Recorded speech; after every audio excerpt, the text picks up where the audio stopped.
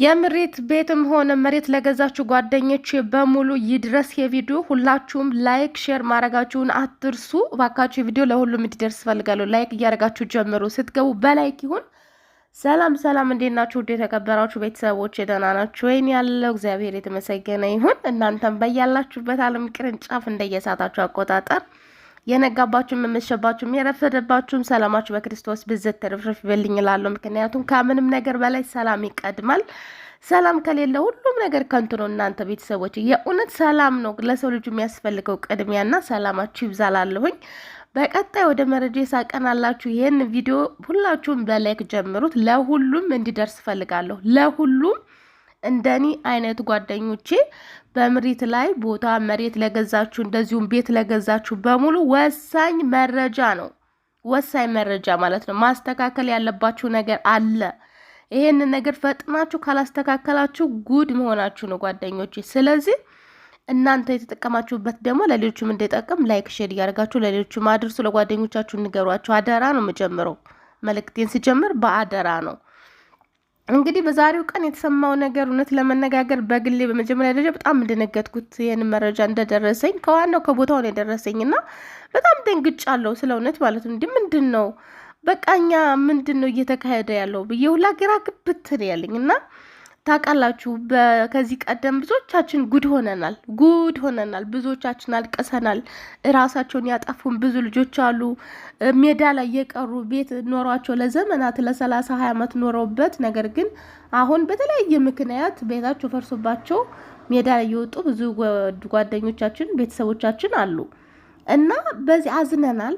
ግን ከዚህ በኋላ መማር አለብን ከዚያ ታሪክ አይደለ? አሁን በዚህ ሰዓት በምሪት ላይ መሬትም ሆነ ቤት ለገዛችሁ ጓደኞች በሙሉ ወሳኝ መልእክት ነው የምነግራችሁ። ልብ ያለው ልብ ይበል። ሁላችሁን ጆሮአችሁን ሳይሆን ልባችሁን ሰብሰብ አድርጋችሁ እንድታዳምጡ ነው የምፈልገው። ምክንያቱም ጆሮ ቢያዳምጥ ትርጉም የለውም። ዋናው ነገር ልብ ነው። ልብ ካልሰማ ምን ዋጋ አለው? ልብ ከሸፈተ ጥቅም የለው ማለት ነው። የምናወራው ነገር ከጥቅም ውጭ ነው። ጆሮ በአንድ በኩል ያስገባል፣ በአንዱ በኩል ያፈሳል።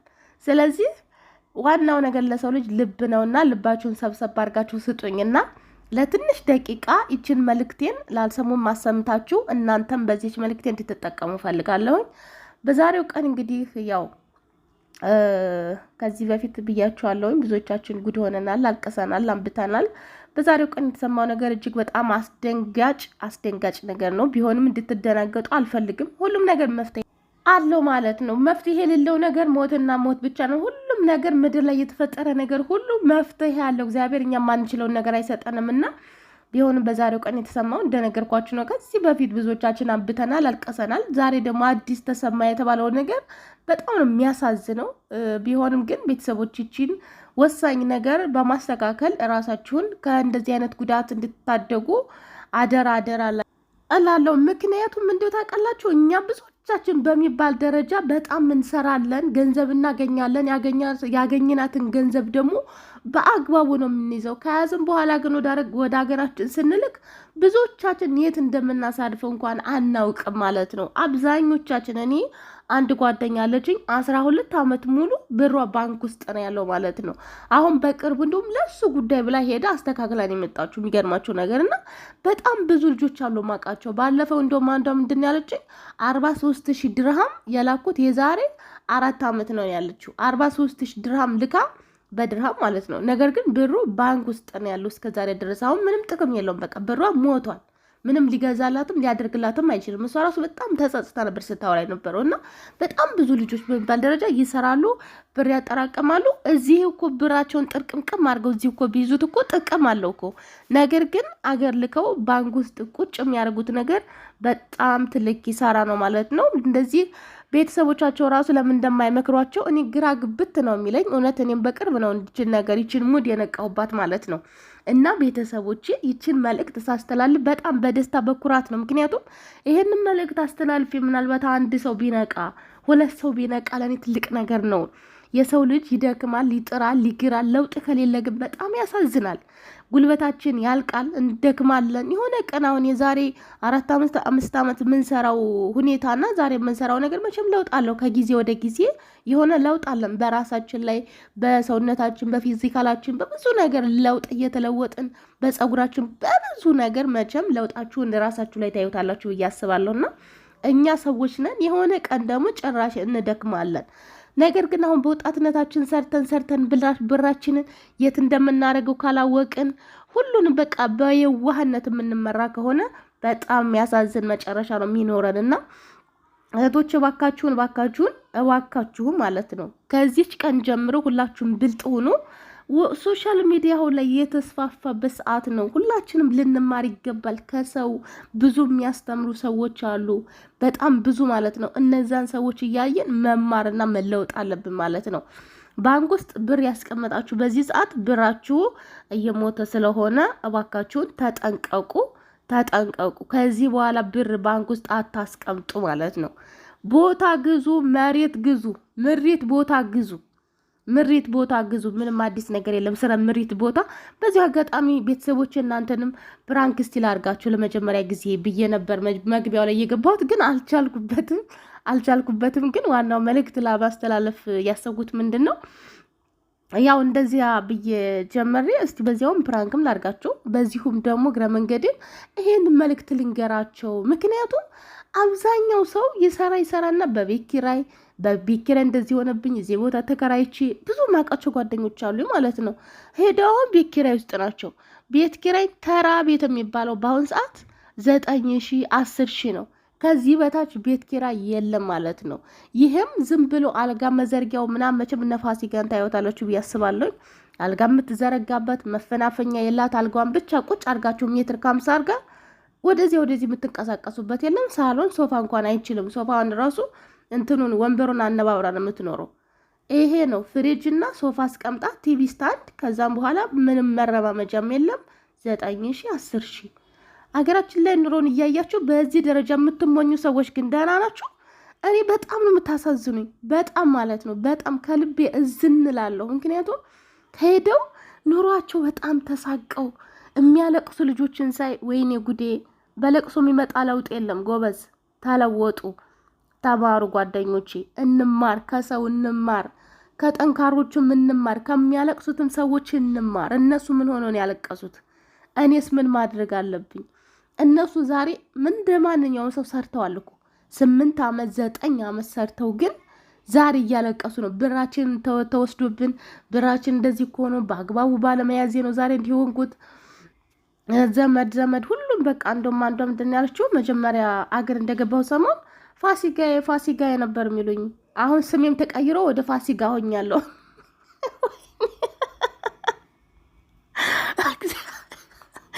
እኔ ማርያምን ዛሬ ዋና መልእክት የመጣሁበት ነገር ምንድን ታውቃላችሁ? የሆነች ሳይቻት በጣም ነው የተሰማኝ ታውቃላችሁ?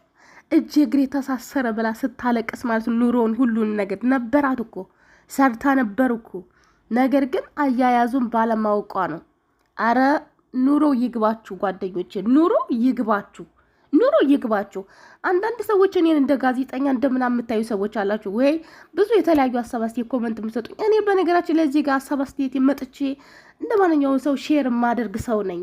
የገባኝን ነገር ሼር አደርጋለሁ። ይሄ ዋናው ዓላማ ይሄን ቻናል የከፈትኩበት የገባኝን ነገር ጥንጥዬም ብኮን የተረዳኋትን ነገር ሼር ለማድረግ ነውና እኔ እዚህ ጋር ስመጣ እናንተን እንደተመልካችሁ ምናምን አይደለም ማያችሁ።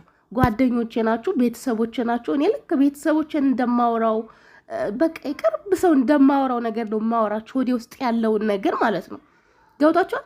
ማድረግ ያለባችሁን እኔ መሆን አለበት ትክክለኛው ነገር ይሄ ነው ብዬ ማምነውን ነገር በቃ እንደ ቤተሰብ ምንም እኔ በቃ እንዴት ብዬ ላስረዳችሁ ትረዱኛላችሁ ብዬ ተስፋ አደርጋለሁኝ። እና እኔ እናንተ እንደምታስቡ እኔ እንጂ አንዳንድ ሰዎች ግርም ስለምትሉኝ ነውና በዚሁም አጋጣሚ ልንገራችሁ ብዬ ነው። በኮመንት ደከማችሁ ጓደኞች። እኔ የጋዜጠኝነት ስልጣንም አላማረኝም። እኔ በቃ እዚህ ጋር መጥቼ ሀሳብ አስተያየቴን እምሰጥ የተሰማኝን ነገር መጥቼ ማወራ በነፃነት ከቤተሰቦቼ ከጓደኞቼ ጋር ማወራ እንጂ ከቤተ ተመልካች ምናምን ከሚባል ሰው ጋር አይደለም ማወራው እኔ ማለት ነው። ልክ እንደፈለኩት በነፃነት ከጓደኞቼ ጋር ነው ማወራውና ግልጽ እንዲሆንላችሁ ነው ለሁል ጊዜውም ማለት ነው።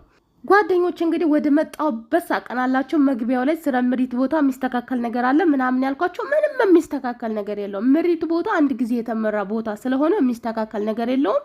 ዝም ብላችሁ ቤታችሁን ሰርታችሁ የሰራችሁም የሚያሰጋ ነገር አይደለም።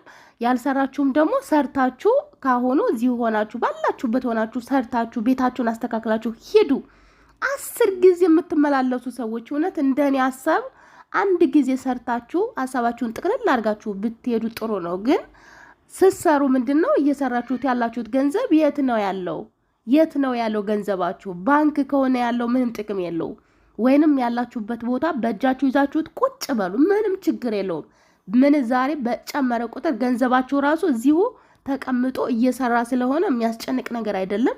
እዚሁ ይዛችሁ ተቀመጡ ማለት ነው። እንደውም አንድ ኮመንት ላይ በጣም ያስገረመኝ ነገር ከዚህ በፊት ስለ ብር ሰርችላችሁ ነበርና ቦታም ቤት ምንም ከምንገዛበት እንደውም እስከዛሬ የላክኑን ብር ራሱ መልሰን ወዳለንበት ሀገር ቀይረን ብናስቀምጠው በጣም አሪፍ ነው ሲል ኮመንት ላይ እቺ በጣም ነው የተገረምኩት። ምክንያቱም አስባችሁታል ከኢትዮጵያ ያላችሁን ብር እንደገና ቀይራችሁ ስታስቀምጥኩ ታየ በጭራሽ የማይሆን ነገር ነው። በቃ የማይሆን ማለት ነው። ነገር ግን ከዚህ በኋላ እናንተ ሀገር ቤት ብራችሁን ልካችሁ ለማስቀመጥ ከሆነ ባትልኩ ታሪፍ ነው። እጃቸው ላይ ቁጭ ብታደርጉት የምንዛሬውን ሁኔታ እያያችሁት ነው። ከቀን ወደ ቀን ነው የሚጨምረው። በወር እንኳን አይደለም ምርዝመቱ በየደቂቃዎች እየጨመረ ነው ያለውና እጃችሁ ላይ ብታደርጉት ገንዘባችሁ እጃችሁ ላይ ሆኖ እየሰራ እያተረፈ ነው የሚሄደው። አገር ቤት ልካችሁ ከምታስቀምጡ ይሄንን ሲስተም ብትጠቀሙ ደስ ይለኛል።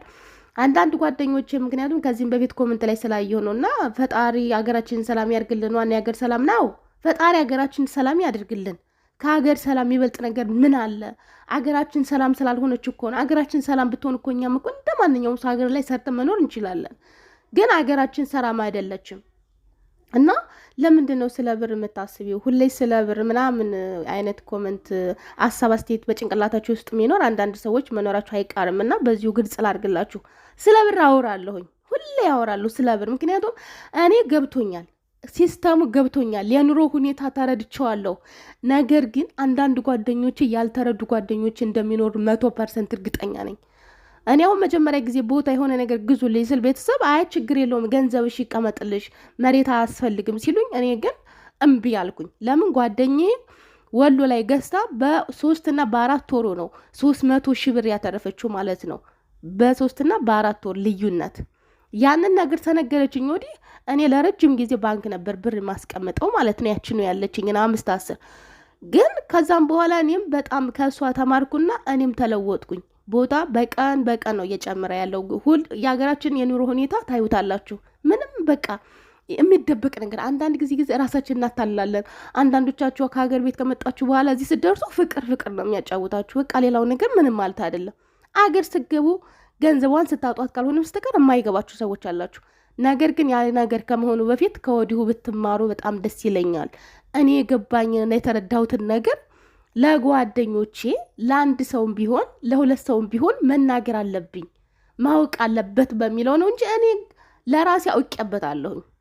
ገብቷችኋል? ነገር ግን እንዳትነት ድካምን አውቀዋለሁ፣ ልፋትን አውቀዋለሁ። ማንም ሰው አይዞሽ የሚላችሁ ሰው አለ? በሰው ሀገር ስትታመሙ እንዴት ነው ህመሙ? ታማችሁ አልጋ ላይ ትውላላችሁ፣ ታድራላችሁ? አይቻልም። ግን ይሄን ሁሉ ነገር ስታውቁ እወቁበት እላችሁ ፈልጌ ነው። ገንዘባችሁን የት እንደምታስቀምጡ እወቁበት። ህጋዊ ቦታ ግዙ፣ መሬት ግዙ። መሬት የሆነ ወይንም ደግሞ የምንድን ነው የሚባል ምስረታ ቦታ የሚባለውን እንደዚህ አይነት ቦታ እየገዛችሁ ብራችሁን በጥሩ ሁኔታ አስቀምጡ። እባካችሁ ጓደኞቼ አደራ ልላችሁን የመጣሁት እንጂ ስለ መሬት ቦታ እንደነገርኳችሁ ምንም የሚያስደነግጥ ነገር የሚያስፈራ ነገር የለም ማለት ነው። መሬት አንድ ጊዜ የተመራ ነገር ስለሆነ የምትኖርበት ነው። ስትፈልጉም ደግሞ አትርፋችሁ መሸጥ ትችላላችሁ። እና ግን ዋናው አላማዬና ፍላጎቴ ምንድነው ጓደኞቼ? በቃ እኔ አሁን አላቅም እንደነገርኳችሁ ነው። ወደ መደጋገም አይሆንብኝና እኔ በቃ የልቤን እርካታ ራሱ አላገኘውም እንደዚህ ነገር ያችሁ። አንዳንድ ሰው እሺ ብሎ አይሰማም ቶሎ ማለት ነው። እኔ አሁን ወንድሜ ቦታ ግዢ፣ ብር አታስቀምጪ፣ ያለችሽን ነገር የሆነ ነገር ላይ ግዢበት እያለ በቃ ለዚህ ጉዳይ ሁሉ ጊዜ በቃ እየደወለ ሲጨቀጭቀኝ እንኳን እኔ አይገባኝም ነበር። እኔ ብርና ብሩን በቃ ከምንም በላይ እሱን ነበር የምፈልገው ማለት ነው። ከጊዜም በኋላ ባረፍድም ግን ገብቶኛል። ጓደኞቼ የሚወዷችሁ ሰዎች ለእናንተ የተሻለ ነገር ይመኛሉ። የማይወዳችሁ ሰው ግን ብራችሁን አስቀምጡ፣ ምንም ችግር የለውም፣ ቀስ ብላችሁ ትገዛላችሁ። ምንትስ ያለኝ ሰው ስላለ ነው እንደዚህ የምላችሁ። ግን የሚወዳችሁ ሰው ለእናንተ የተሻለን ያስባል፣ የእናንተ ድካም ያስባል፣ የእናንተን ውጣ ውረድ፣ የእናንተን ስደት የሚያማው የሚወደው የራሳችሁ ቤተሰብ ሊኖራችሁ ይችላል። አንዳንድ ቤተሰብ ደግሞ ጠላት የሚሆንበትም አጋጣሚ ያለና ጥንቃቄ አድርጉ ልላችሁ ነው ቤተሰቦች። ለማንኛውም ባጭሩ እንግዲህ ምን ለማለት እንዳሰብኩ ተረድታችሁኛል ብዬ አስባለሁኝ። ጥንቃቄ አድርጉ፣ እወቁበት። የኑሮ አያያዙን እባካችሁን እወቁበት ማለት ነው። ከመድከማችሁ በፊት ገንዘባችሁን ዛሬ እንደዚህ የምለፉለትን ለትንሽ ለትልቁ ከፍ ዝቅ እያረጋችሁ የምታመጡትን ነገር የት ቦታ እያሳረፋችሁት እንደሆነ ብታውቁበት በጣም ደስ ይለኛል። አንዳንድ ቤቶች 8 ዓመት እንደዚህ ሰርቼ እንደዚህ ኮንኩኝ እንደዚህ ያው የምታዩት ነገር ነው። እና ጓደኞች፣ ቤተሰቦች የባካችሁን ልብ ግዙ ማለት ነው። ሰው ከሰው ተማሩ። በእናንተ እስከሚደርስ ምንም ነገር አትጠብቁ። ብልጥ ሰው ከጎረቤቱ ይማራልና ማለት ነው። ሞኝ ሰው ግን ከራሱ እስከሚደርስ ድረስ ይጠብቃል። እንደዚያ መሆን የለብንም። ፈጣሪ የድካማችን የልፋታችንን ዋጋ ይባርክልን። በድጋሚ እስከምንገናኝ ድረስ በያላችሁበት ሰላማችሁ ይብዛ። አምላክ ሀገራችንን ሰላም ያደርግልን። ባይ ባይ።